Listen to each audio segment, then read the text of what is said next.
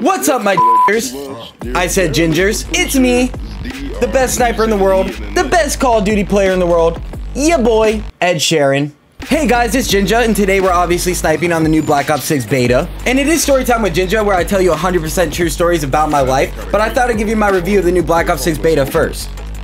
I took a couple notes. That's what it means. I like it. No, but for real, this is what I will say. I like the game, and it is just the beta. As for the maps, I like 2 of the 4 maps so far. The maps I do like are Skyline and Derelict. Derelict. Whatever that map is. I don't like Scud and Rewind. Now, when I say I don't like these maps, I'm not saying that they're bad maps. I just personally don't enjoy playing on them. I was actually talking to somebody in the game earlier, and they said that the map Rewind would actually be a good map in Search and Destroy. And I kind of agree. But I still back out and skip every time the map pops up. Now, as for sniping, I love it. The kills feel very satisfying when you kill somebody. And the snipers feel really powerful and big and girthy when you hold it in your hand. But yeah, getting sniper feeds is fun. You can trick shot. As for the Omni movement, I'm sure you've seen clips online of people doing some crazy stuff with the movement. But me personally, I haven't seen too many people do anything crazy with the movement. However, I do see a lot of guys laying on their back in the corner of maps. Hold up. You literally turn a corner and somebody's peeking you like this. So yeah, the movement's not too bad, but you gotta deal with some stuff. But overall, the game feels like Black Ops 1 and Black Ops 2, so I personally love it. Sniping's really fun. I'm excited to go for more trick shots. A lot of the maps have really good spots for trick shotting. I'm a satisfied sheep. Call of Duty releases a game, I buy it. And after playing the beta, I really don't want to go back and play MW3. I'll play Warzone. So to sum up my review, I like 50% of the maps that are out so far. I like 2 of the 4. The sniping feels really good. The regular guns feel really good. They all feel pretty balanced to me. And I'm excited. Now, was it worth canceling H2M?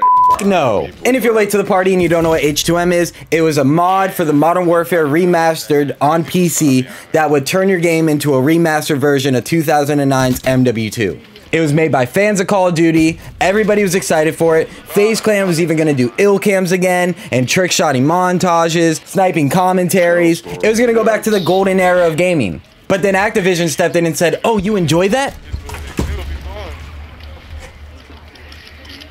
I don't like when you enjoy things." And they hit him with a cease and desist and made him cancel it. However, it is leaked online, and you can still play. I might even play it, but I heard it's not safe. So use protection. I also noticed some players would lay on their sides, like their moms, and pretend to be dead. And it's kind of hard to tell if they're laying down or if it's a dead body in the game. I also have trouble even seeing people. Also, like every other Call of Duty, there's always somebody behind me. No Diddy. Hashtag not my uncle this time. So that's enough of me glazing the new Black Ops 6 beta. Go play it for yourself. Me? I enjoy it. It feels like Black Ops.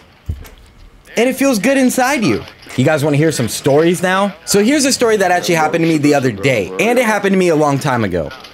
You'll see what I mean. So have you ever been texting multiple people and then you send somebody the wrong message? It happens to everybody occasionally, right? Well, the other day I was hanging out with this girl. Surprising, I know. And we did some fun things. Anyways, I was trying to cut time with her short because I wanted to get back home so I could play Warzone with my boy. Because girls are cool and all, but the boys are the boys. You feel me? You feel me? So I dropped this girl off at her house after giving her the best 3 minutes of her life. I wish I was joking, but unfortunately I'm not. So I'm texting her, "Hey, it was great meeting you. I'm so sorry I didn't last long. We should do it again sometime." But I said it way worse than that. I was very descriptive with her. Or so I thought I was being descriptive with her. I accidentally sent it to my friend that I was about to play Warzone with. And I didn't just send him 1 message, I sent him 3. Very descriptive messages about the night that I just had with this girl. I quickly called him because I was embarrassed and worried about what he would think, and he's also married and has a wife, and I didn't want her to see the messages and think he was cheating on her with me. He didn't answer my phone call. Now I know what you're thinking. You're like, "Oh, that's bad," but it's not that bad because you sent it to your boy. Now back in college, I had this longtime girlfriend, you see. I loved her deeply. We had a great romantic life, and I used to like to flatter her in text messages after a romantic night with her. I apparently still do that. I should work on that.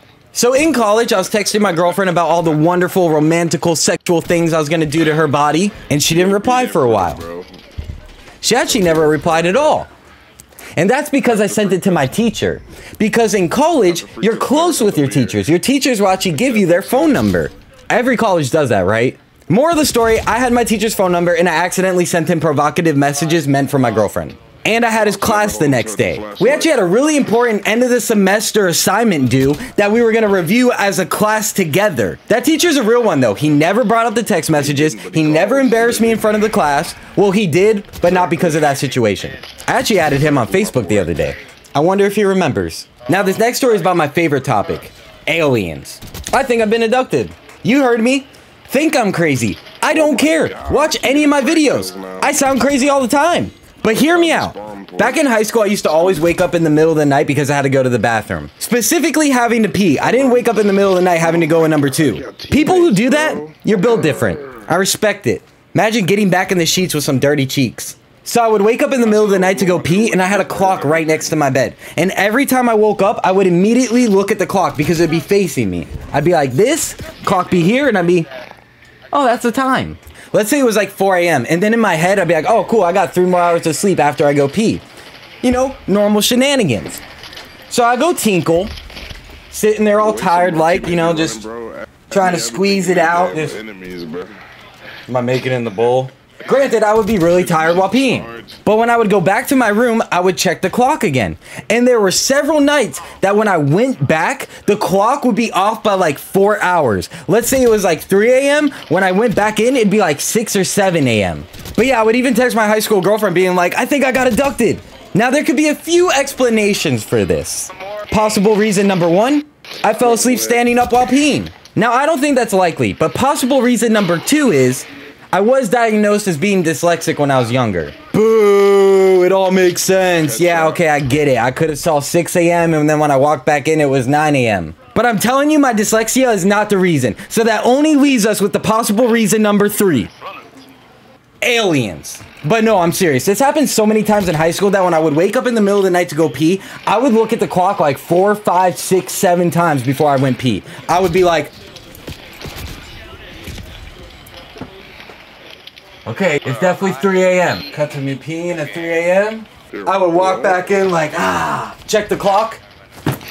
8 a.m.? Who spends 2 hours peeing? What happened to my life in those 2 hours? And it wasn't even 2 hours. It would be 4 hours sometimes, 3 hours sometimes. I wasn't just standing in the bathroom for multiple hours. And I had siblings. We all shared that exact same bathroom. And you're telling me I'm the only one who had to pee in the middle of the night? So there's no way I was in the bathroom for multiple hours. Are you even looking at me or are you just looking at my crotch?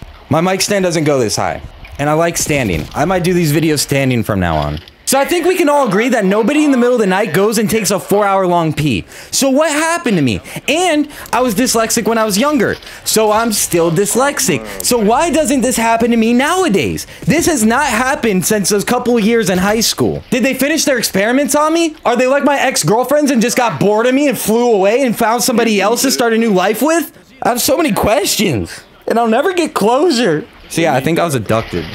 That was my story. The story was as simple as I wake up in the middle of the night to go pee. I check the clock, it's 3 a.m. I go pee, come back, look at the clock, and it's like 9 a.m. Several hours of my life are just gone. I have no idea what happened, and I think it was aliens. But when I was younger, it also was a fantasy of mine to get abducted by aliens and have alien babies. I might have just been lonely, or I had a really weird kink. I think it was the second option. I think it's that one. Now, am I crazy or has this happened to any of you guys? Have any of you guys woken up in the middle of the night and just lost several hours of your life in the bathroom? And you weren't yanking one out or something? Could spend a couple hours in the bathroom doing that, I guess. And since we're talking about aliens, I might as well tell you a quick ghost story. So in one of my other videos, I mentioned how I lived with my ex-girlfriend and she used to see the shadow man. You know the urban legend of a shadow man that wears a top hat for some reason? A ghost with drip? A phantom fashionista, some would say. But I forgot to mention that her grandparents' house was haunted. Like, actually haunted. So her entire family lives on a compound together. It's like a bunch of apartments right next to each other. So her grandparents would live here, her uncle here, her cousins here. Her cousins used to hook up with each other, but that's besides the point. Anyways, apparently there's a haunted doll that used to roam her grandparents' house. Her and her cousins apparently lived with a real-life Chucky doll. Now, when I found out that my girlfriend's grandparents' house is haunted by a doll, I was a little skeptical. I love ghost stories, I love the concept of ghosts, I fall asleep to ghost videos on YouTube, but I was a little skeptical. Until her entire family talked about the doll. And when they spoke about this doll, you could see the genuine fear in their eyes. This was no made-up family story. One of her cousins told me that when she was a kid, she was on top of a bunk bed, laying in bed trying to sleep, turned her head and saw the doll climbing up the ladder of the bunk bed. When I was younger, I used to sleep on the floor of my grandparents' house, and there's a scary doll that I used to sleep next to that used to freak me out. But mine didn't move. I wanted to see this doll. Now, there's two types of people in this world. The first type being a person that sees that doll and gets scared. A normal person. The other type of person is a person like me and be like, hey, come here. Yeah, hey, I might switch my gun because this gun. Anyways, I wanted to see that doll, but nobody in the family would show me the doll, and apparently the doll still existed. It still roamed around the house. I actually still have my ex-girlfriend's brother on Snapchat. I don't have my ex-girlfriend on Snapchat or any other social media. She has me blocked. And a police report against me. Look at that, boy. Look at that. But I'm gonna ask him about the doll and see what he says. I will either get footage of this doll or way more information about it. Either way, I'll be satisfied. If only I could have satisfied my ex. Anyways, that's it for today's video. And let me know, are you playing the new Black Ops 6 beta? Are you gonna buy it? Are you not gonna buy it? Are you loving it? Are you hating it? Does it live up to the hype? Have you ever texted somebody by accident before and the message was really, really bad? Or have you ever been abducted by aliens while taking a pee in the middle of the night? Let me know in the comments below.